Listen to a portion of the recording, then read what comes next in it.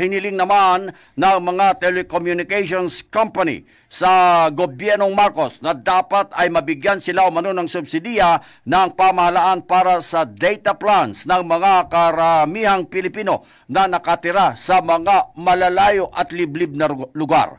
Napagalaman sa nasabing plano, magbibigay ang mga ito ng SIM cards na otomatikong mayroong 50 gigabytes na laman kada taon. Maaring magamit ang nasabing mga SIM cards ng 5 miyembro sa isang bahay para magkaroon sila umano ng internet access sa education, healthcare, government services at economic opportunities. Ayon sa report, aabot sa 7,000 mahigit na mga barangay ang itinuturing nilang GIDAs o Geographically Isolated and Disadvantaged Areas na bumubuo mano ng 25 million na mga residente. Magugunitang una na ang sinabi ni Pangulong Ferdinand Bongbong Marcos Jr. sa kanyang State of the Nation Address na kanyang susuportahan ang policy reforms para sa common towers na siya magbibigay ng connectivity umano sa maraming mga Pilipino.